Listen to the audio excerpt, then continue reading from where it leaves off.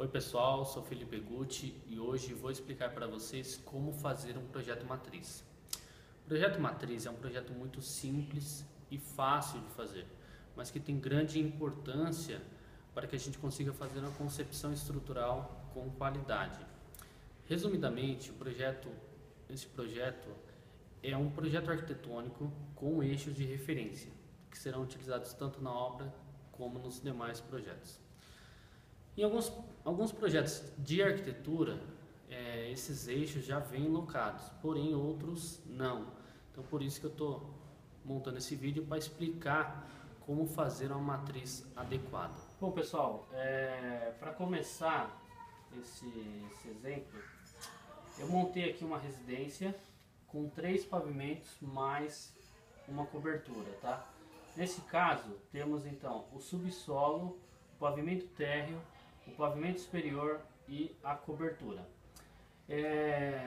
A primeira etapa é fazer a limpeza dessas plantas, tá? Então, quando você pegar uma planta de arquitetura, tira toda a mobília, tira pia, bacia, chuveiro, deixa somente as alvenarias, janelas, portas, os níveis são muito importantes e os cortes de arquitetura, tá certo? Bom, a segunda etapa vamos colorir essas plantas, tá certo? Então, por exemplo, eu coloquei aqui toda a planta do subsolo, eu coloquei ela verde, tá? A planta do térreo eu coloquei vermelho, a planta do superior azul e a planta da cobertura amarelo, tá certo? Bom, o ideal é que crie blocos, tá? Então, dependendo do software que você está trabalhando aí para desenho, o ideal é que você crie um bloco dessa planta, outro bloco do pavimento térreo, outro bloco para o superior e um bloco para a cobertura. Bom, depois que a gente coloriu essas plantas, vamos então sobrepor, tá? Então, vamos pegar um ponto de referência, pode ser a escada ou então pode ser as quinas do terreno, e aí a gente vai sobrepor todas essas plantas, tá? Então nós vamos ficar com essa cara aqui, somente tirando esses eixos por enquanto, tá? Bom, então aqui eu tenho todas as plantas sobrepostas, menos a cobertura, que como a cobertura não tem alvenaria direito, eu deixei ela, não sobrepus ela, tá? Bom, com essas alvenarias sobrepostas, o que a gente tem que analisar são as alvenarias que tenham continuidade, tá? Então, por exemplo, esse trecho aqui, essa parede aqui, ó, eu sei que ela é comum em todos os pavimentos, tanto lá no subsolo, quanto o térreo e o superior.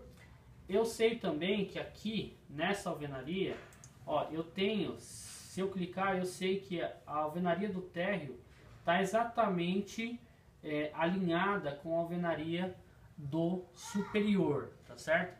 No caso, o subsolo não chega até esse trecho. Então, se eu tenho pelo menos 2 alvenarias sobrepostas, já estaria muito bom, tá certo?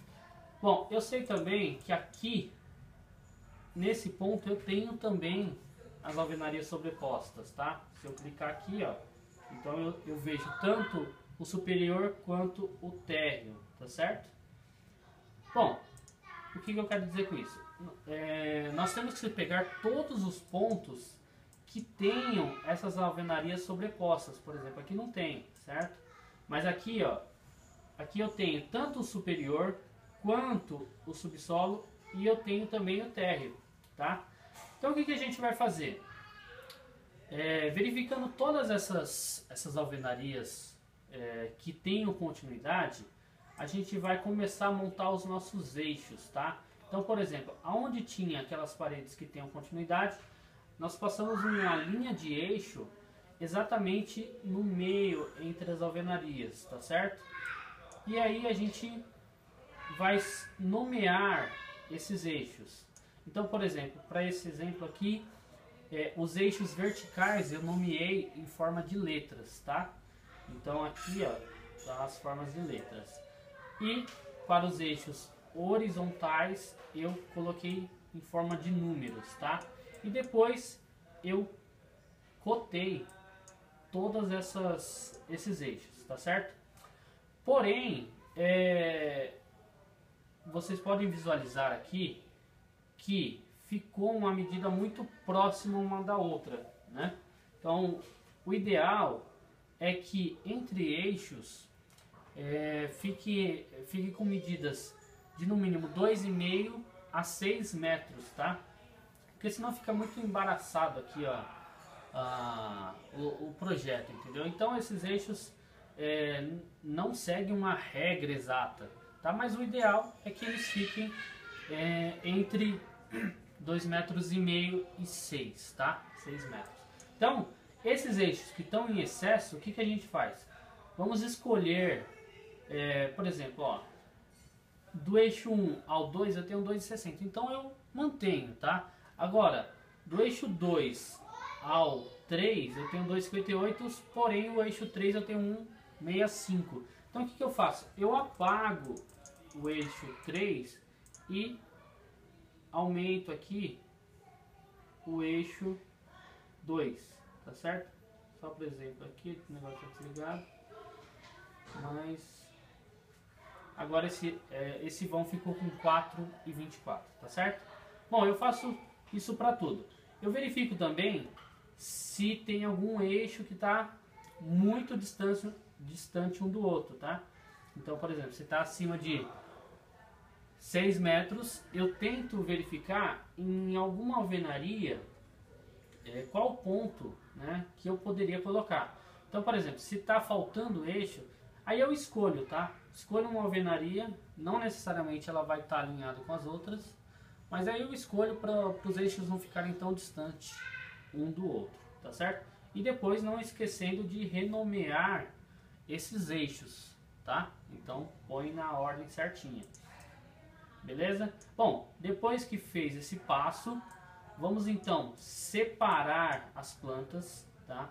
E vamos descolorir, tá bom? Então a gente vai vir aqui